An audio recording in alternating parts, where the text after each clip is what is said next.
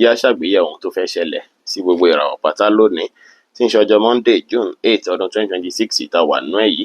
Mo kí Ọlọ́run bá mo ṣèbó Olódùmarè, ìbà akọ́dá ayé, ìbà aṣẹ̀dá ọ̀run, mo ṣèbà Ọ̀rúnmìlà, àtórí ẹni tí ò sunwọ̀n ṣe, ẹlẹ́rìí ìpín tó ń tayànmọ́, mo júbà ọkùnrin, mo júbà obìnrin, mo kí gbogbo ojú tó ń wò mí níbikíbi tí ẹ ti ń gbọ́ mi káàkiri àgbáńlá ayé. Ẹ̀yin tẹ́ ń wò mí pátá ẹ bá ń share fídíò yìí pín kó jẹ́ òwúlò àtàǹfààní fọ́pọ̀ ènìyàn. Ojú tẹ́ fi ń wò mí ò ní fọ́, bẹ́ẹ̀ ọwọ́ tẹ́ fi ń bá mi share rẹ̀ ẹ̀ ní fi gbọ́mọ sí, ẹ̀ sì ní fi gba lẹ́tà ìbànújẹ́ láṣẹ Èdùmàrè.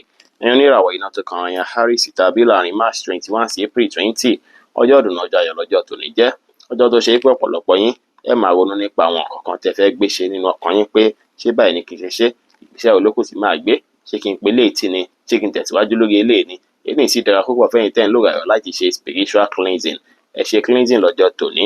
Ẹ̀yin tẹ́ bá mọ̀ ìtẹ́ fẹ́ ṣe ẹ lè mú iyọ̀ kẹ́ fi sómi kí ẹ pò papọ̀ dáadáa, kẹ́ rí pé ó taste iyọ̀ níwọ̀nba díẹ̀ kẹ́ fi wẹ̀, kẹ́ fi wẹ gbogbo ara yín pẹ̀lú àdúrà.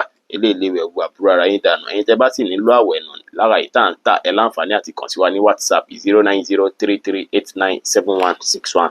Èyí máa clean gbogbo ara yín pátápátá, yọ gbogbo negativity kúrò nínú ìgbésí ayé yín. Ọjọ́ tòní ọjọ́ tó dára ló jẹ́ fẹ́yìn tẹ́ ń lò ràwọ̀. Ẹ máa wà highly spiritual dáadáa, ẹ̀mí ní máa bá yín sọ̀rọ̀ dáadáa lọ́jọ́ tòní. Ẹ máa wà intuitive, instinct yín máa lágbára lọ́jọ́ tòní. Ẹ rí dájú pé ẹ tẹ̀lé ohun tó ń sọ sí yín lọ́kàn lọ́jọ́ tòní. Ọ̀pọ̀lọpọ̀ yín náà sì máa lálàá lásìkò ìyàlá tẹ́ bá lá, ó ṣeé ṣe kí ó jẹ́ àlá tó máa wá sí ìmúṣẹ. Ẹ create time láti ṣe prayer dáadáa lọ́jọ́ ti tòní, torí ọjọ́ tòní ọjọ́ gbígbàdúrà ló jẹ́ fún yín. Ọjọ́ ìsìrè jẹ́ ọjọ́ tó ṣe é pé ẹ ní láti jìnnà síbi tí ariwo bá pọ̀ sí rẹpẹtẹ. Ẹ jìnnà síbi tí ariwo bá pọ̀ sí, ẹ má fi ṣàríyá, ẹ má fi ṣe party, ẹ fálẹ̀ mọ́ iṣẹ́ yín. Ó sì dára kẹ́ ẹ fi ní secret láàyè iṣẹ́ yín, ẹ má sọ secret yín síta rárá ní ọjọ́ ti tòní. Gbogbo nǹkan á lọ bó ṣe yẹ kó lọ. Ẹ ṣe kẹ́ ní mood swing díẹ̀ lọ́jọ́ tòní, ṣùgbọ́n ẹ má kanra mẹ́nikẹ́ni. Iṣẹ́ á lọ dáadáa, relationship yín á lọ bó ṣe yẹ kó lọ. Èrè owó náà lè wọlé fún yín lénìí pẹ̀lú. Aago 8 kù ìṣẹ́jú 5 láàárọ̀ sí aago 10 kọjá ìṣẹ́jú 10 láàárọ̀ jí àkókò. Èyí tó dára jù fún yín tí ń ṣe lucky hour fún yín lénìí tí kọ́lọ̀ white sì jẹ́ kọ́lọ̀.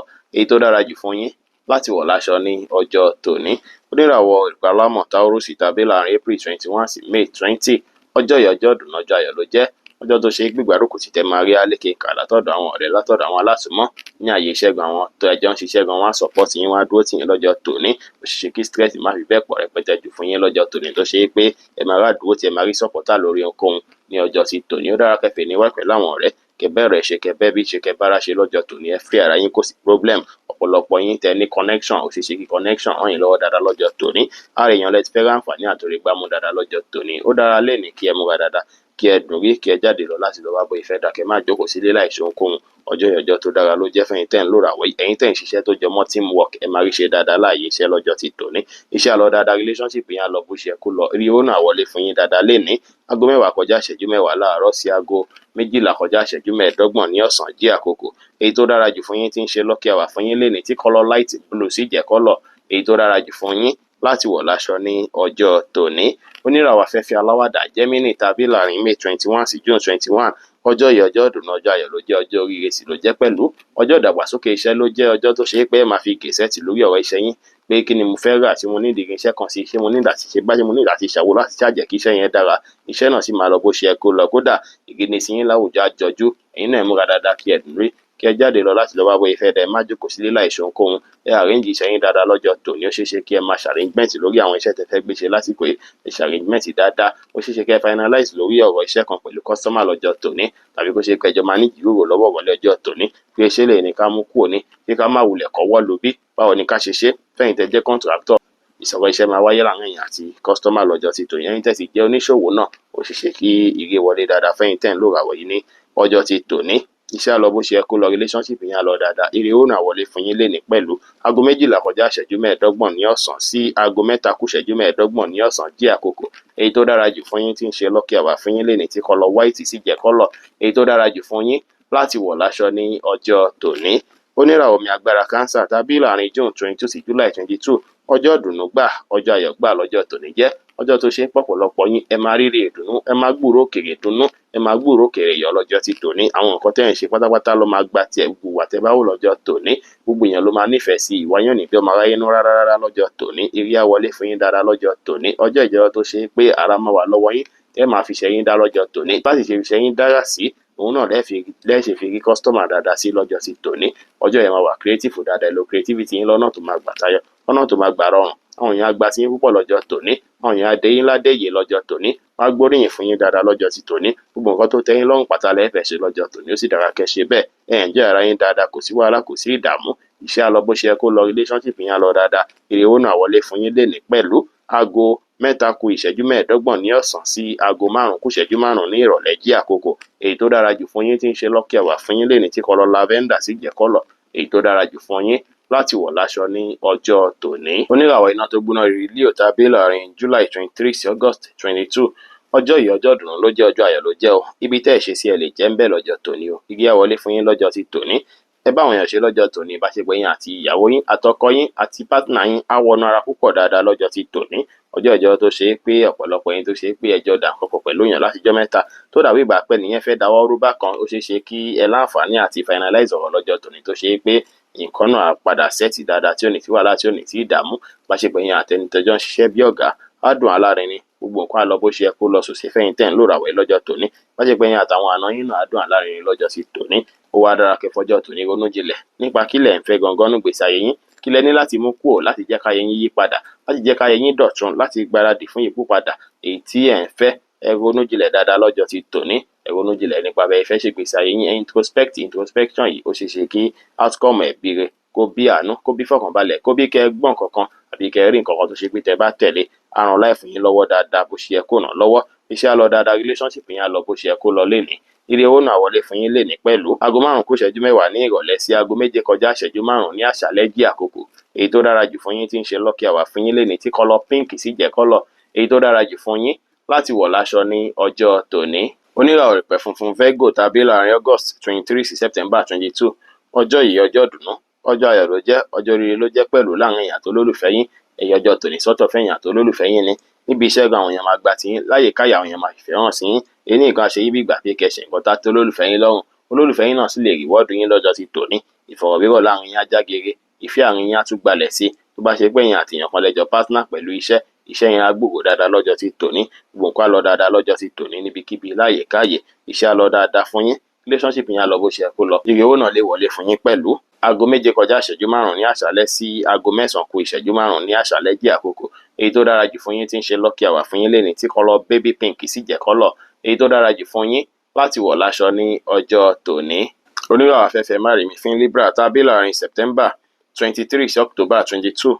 Ọjọ́ yìí ọjọ́ tó dára ló jẹ́, bó tilẹ̀ jẹ́ pé stress lè fẹ́ pọ̀ díẹ̀ fún yín o. Ẹ máa fẹ́ stress díẹ̀ lọ́jọ́ tòní nítorí ẹ máa busy púpọ̀ gan. Ẹ máa busy pẹ̀lú àwọn nǹkan tẹ́ ń ṣe lásìkò yìí. Kò sí free time lénìí rárá fún yín láti fi relax àbí láti fi sinmi rárá. Ọ̀pọ̀lọpọ̀ yín náà sì ara yín á jí pépépé. Ẹ máa wà active dáadáa lọ́jọ́ ti tòní. Ìmí inú yín sì ó ṣeéṣe kó jẹ́ pé àìsàn lọ́jọ́ pípẹ́ tó ti wà láàyè ó ṣeéṣe kó búrẹ́kẹ́ jáde lọ́jọ́ tòní. Tẹ́ bá kẹ́fín àìlera kan, ẹ rí dájú pé ẹ mójútó, ẹ fálẹ̀ mọ́ dáadáa lọ́jọ́ tòní kí àìlera náà kó lè dohun gbàgbé. Ọjọ́ tẹ́ ní láti fi plan àwọn ìgbésí ayé yín lénìí jẹ́.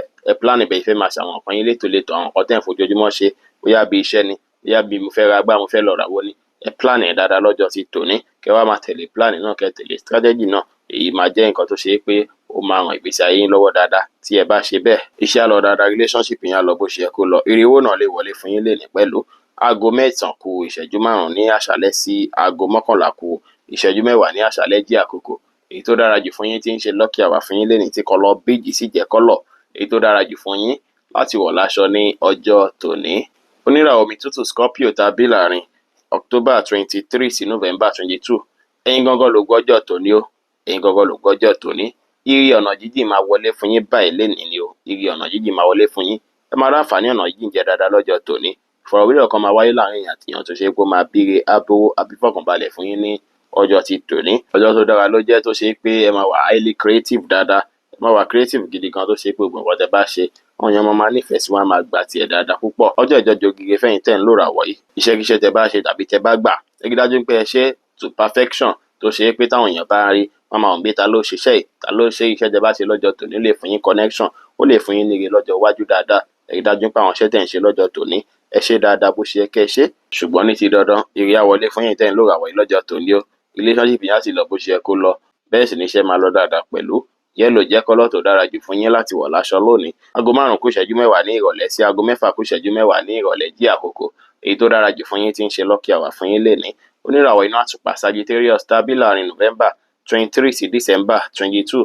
Ọjọ́ ti tòní ọjọ́ ayọ̀ ọjọ́ ìdùnnú ló jẹ́, ọjọ́ family ló jẹ́, ọjọ́ tó ṣe pọ̀pọ̀lọpọ̀ yín ó ṣeé ṣe kí ẹ wà pẹ̀lú family lénìí àbí kẹ́ súnmọ́lé lọ́jọ́ tòní kẹ́ má wulẹ̀ lọ́nà yìí rárá bá ṣe pé yín àti mọ̀lẹ́bí máa wọnú ara ẹ̀yin tẹ̀sí wà lọ́nà jíjìn ẹ ṣe dáadáa sí mọ̀lẹ́bí lọ́jọ́ tòní ẹ bẹ̀ wọ́n wò àwọn tó bá ṣe pé tọ́jọ́ mẹ́ta tẹ́tí bẹ̀ wò ẹ bẹ̀ wọ́n wò lọ́jọ́ tòní kẹ́ wà láfíà wọn wò ọjọ́ ìjọyọ̀ tó ṣe é pó dára kí ẹ fi wá ìbáṣepọ̀ mọ̀lẹ́bí ṣe máa dán mọ́rán tó bá ṣe é páwọ̀ kan ti wáyé láàrin yín àti mọ̀lẹ́bí tẹ́lẹ̀ ó ṣeé ṣe kí gbogbo ẹ̀ kí ó yanjú pátápátá lọ́jọ́ tòní ẹ̀yin tẹ́ bá wá ń ṣiṣẹ́ láti ilé ó ṣeé ṣe kí iṣẹ́ lọ dáadáa púpọ̀ fún yín lọ́jọ́ tòní kẹ́gẹ́ gbámú dáadáa látara pẹ̀ ń ṣiṣẹ́ láti ilé ọ̀pọ̀lọpọ̀ yín náà sì ré bùkátà lè wà lọ́rùn yín tó ṣe pẹ̀fẹ́ gbọ́ ṣùgbọ́n ìrọ̀rùn báyìí lẹ́ẹ̀fì rí gbọ́ lọ́jọ́ tòní kò ní sí wàhálà kò ní sí ìdààmú iṣẹ́ àlọ́ bó ṣe yẹ kó lọ relationship yín á lọ dáadáa rí ó náà wọlé fún yín lénìí white jẹ́ kọ́lọ́ tó dára jù fún yín láti wọ̀ láṣọ lónìí aago 4 kù ìṣẹ́jú 10 ní ọ̀sán sí aago 5 kù ìṣẹ́jú 10 ní ìrọ̀lẹ́ jí àkókò èyí tó dára jù fún yín tí ń ṣe lucky hour fún yín lénìí tí kọ́lọ́ white sì jẹ́ kọ́lọ́ èyí tó dára jù fún yín láti wọ̀ láṣọ ní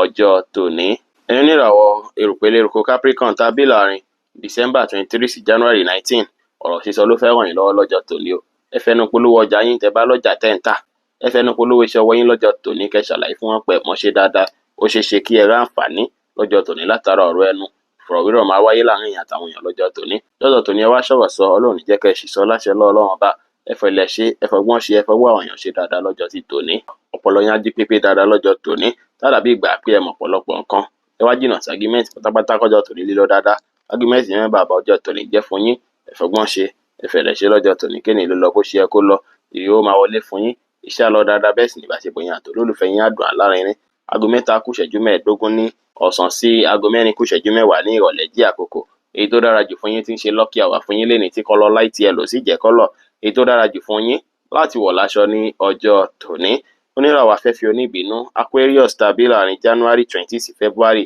18 ọjọ́ tòní ọjọ́ ìdùnnú ọjọ́ ayọ̀ ló jẹ́ ọjọ́ tó ṣe é pọ̀pọ̀lọpọ̀ yín ẹ̀ máa ṣàkitiyan lórí ọ̀rọ̀ owó lórí ọ̀rọ̀ bẹ́ẹ̀ fẹ́ rí àwọn kankan ṣe àwọn kankan wà níwájú yín bí bùkátà èyí tó ṣe é pé ó nílò owó gidi tí ẹ fẹ́ fi gbọ́ lásìkò yìí tó ṣe gbádà gbígbà pé kò tiẹ̀ sọ́wọ́ tí mo fẹ́ fi ṣe léyìí ó sì jẹ́ ṣe kí ó ṣe pé ẹ máa ráàánú gbà kílẹ̀ tó ṣú ẹ̀yin ṣáà ti tẹpámọ́ṣẹ́ dáadáa lé ní ẹ tẹpámọ́ṣẹ́ yín lè bíire ó lè bí àánú fún yín kò sí bí stress náà ṣe lè pọ̀ tó ẹ máa rí àǹfààní jẹ látara pé ẹ tẹpámọ́ iṣẹ́ ọ̀pọ̀ yín sì rèé tẹ bá fẹ́ kówó ra nǹkan kan àsìkò yóò ń ṣàtìkò tẹ̀lé kówó ra nǹkan kẹ̀kẹ́ sára kó má jẹ́ pé ẹ fẹ́ waste owó dànù for nothing ẹ̀kẹ́ sára dáadáa lọ́jọ́ sí tòní ẹ fowópamọ́ fún wúlò ọjọ́ mìíràn láti fi ṣe nǹkan tó ṣe é pé ó jẹ́ nǹkan tó wà tangible tó wà valuable tẹ́ǹkan máa wọ̀ pé nǹkan tí mo ṣe yìí ó wà okay kẹ́rí dájú pé ẹ invest dáadáa ẹ tọ́jú owó pamọ́ fún wúlò ọjọ́ iwájú lọ́jọ́ sí tòní ẹ má ṣòwò kùmọ̀kùmọ̀ lénìí ẹ fọgbọ́n ṣe kẹfẹ̀lẹ́ ṣe lọ́jọ́ tòní kẹ́ni lè lọ dáadáa ẹni yóò sì kí n ṣọjọ́ tẹ̀lé fi trust yàn owó tẹ̀ bá lè dáṣì yẹn máa yáyàn rárá lọ́jọ́ tòní ẹ fọgbọ́n ṣe ẹfẹ̀lẹ́ ṣe kó má jẹ́ pé àwọn èèyàn jẹ́ ń gbèsè dáadáa lọ́jọ́ ti tòní ẹ fọgbọ́n ṣe lọ́jọ́ tòní iṣẹ́ àlọ́ dáadáa tẹ bá fálẹ̀ mọ̀ṣẹ́ relationship yẹn lọ bó ṣe yẹ kó lọ ire owó náà lè wọlé fún yín lọ́jọ́ tòní pẹ̀lú aago 7 kọjá 30 ìṣẹ́jú láàárọ̀ sí aago 8 kọjá 30 ìṣẹ́jú láàárọ̀ jí àkókò èyí tó dára jù fún yín tí ń ṣe lucky hour fún yín lénìí tí kọ́lọ́ light green sì jẹ́ kọ́lọ̀ èyí tó dára jù fún yín láti wọ̀ láṣọ ní ọjọ́ tòní oníràwọ̀ omi tí kì í ru Pisces tàbí láàrin February 19 sí March 20 ọjọ́ yìí ọjọ́ tó tayọ ló jẹ́ ọjọ́ ìdùnnú ọjọ́ ayọ̀ ló jẹ́ fún yín o ọjọ́ tó ṣe é pọ̀pọ̀lọpọ̀ yín ẹ máa rí ìdùnnú látòwúrọ̀ dọjọ́ alẹ́ gbọ̀n ni ìrí àwọlé fún yín dáadáa lọ́jọ́ tòní ẹ máa rí ire gbámú dàgbàsókè tẹ̀ ń wá fúnra yín tẹ́tí ń wọ̀n pé ó yẹ kí n ti dàgbàsókè ó yẹ káyìí mi ti dára ju tàtẹ̀yìn wá lọ ó yẹ kí ire ti dé ó yẹ káàánú ti dé ó yẹ kí fọkànbalẹ̀ ti dé ó ṣeé ṣe kí ẹ rí àǹfààní kẹ rí grace dáadáa lọ́jọ́ tòní tó ṣe é pé ìrí àwọlé fún yín lọ́tùn ló sì ní wá lẹ́yìn dáadáa lọ́jọ́ tí tòní tẹ́lẹ̀ sì lè dín ìrònú yín kù tó sì máa bí kí ẹ wà ní ìdùnnú kẹ wà láyọ̀ látòórọ̀ dọjọ́ alẹ́ lọ́jọ́ tí tòní ọjọ́ tó dára lọ́jọ́ ìjẹ́ fún yín láti fi wá ìdàgbàsókè ara yín ìdàgbàsókè ní kẹ wá ní gbogbo ọ̀nà àwọn nǹkan tẹ bá rí lásìkò yìí nìyí ẹ lè fi pamọ́ fún òun lọ́wọ́ àtàǹfààní ọjọ́ iwájú ẹ má nàá nàá pàrọ̀ lásìkò yìí àsìkò rírẹ lásìkò yìí jẹ́fẹ̀yìn tẹ́ ń lò ràwọ̀ Pisces ẹ rí dájú pé ẹ̀fínú tẹnikẹ́ni lọ́jọ́ tòní afẹ́yín fúnra lára yín o ẹ má dùnnú ju bó ṣe yẹ lọ láti ṣe àwọn nǹkan tó ṣe é pé ó lè mú kọ́tà yín kábàámọ̀ ẹ ràn ara yín lọ́wọ́ ṣáájú rẹ̀ tó lẹ fẹ́ ràn yàn kankan lọ́wọ́ ọjọ́ tòní ọjọ́ tó dára ló jẹ́ fún yín ọwọ́ ìrọ̀lẹ́ ọjọ́ tòní wá dára púpọ̀ fún yín láti fi ṣe àṣàyàn nípa àwọn nǹkan tí ẹ̀yin fúnra lára yín ṣe ìwà tẹ́yin fúnra lára yín wù ṣé wà yẹn bójú mu ṣé ó máa ràn yín lọ́wọ́ ṣáwọn society yín lọ́wọ́ ẹ wò láwọ̀ tún wò dáadáa ní ọwọ́ ìrọ̀lẹ́ ọjọ́ ti tòní èyí tó bá gba kẹ́ adjust èyí tó bá yẹ kẹ́ pàtì ní wá pátápátá kẹ́ pàtì ẹ ṣàgbìyànjú láti wáyè níwọ̀nba díẹ̀ láti fi ronú jinlẹ̀ nípa ìgbésí ayé láti fi introspect èyí lè bí kí ayé yín dára kọ́kàn sí túbalẹ̀ èrè adé ìfọ̀kànbalẹ̀ adé iṣẹ́ lọ bó ṣe yẹ kó lọ relationship yín á lọ dáadáa yóò náà wọlé fún yín lọ́jọ́ ti tòní pẹ̀lú aago 6:30 láàárọ̀ sí aago 8:05 ní àárọ̀ jí àkókò. Èyí tó dára jù fún yín tí ń ṣe lucky hour fún yín lénìí tí kọ́lọ̀ pink sì jẹ́ kọ́lọ̀ èyí tó dára jù fún yín láti wọ̀ láṣọ ní ọjọ́ tòní. Bí ó ṣe jẹ́ nìyẹn fún gbogbo irúfẹ́ ìràwọ̀ méjìlá tó wà pátá. Ẹ̀yin tẹ́ ń wò mí pátá ẹ má gbàgbé pé Ọlọ́run Ọba Olódùmarè nìkan lọ́ba tó ní ìmọ̀ jùlọ. Ẹ̀yin tẹ́ fẹ́ ṣèwádìí onírúurú láǹfààní àti kàn sí wa ní WhatsApp 09033897161. Ire gbogbo ajẹ́ tiwa lónìí, lọ́sẹ̀ yìí, lóṣù yìí àti ní gbogbo ọjọ́ ayé wa láṣẹ Èdùmàrè. Ire o.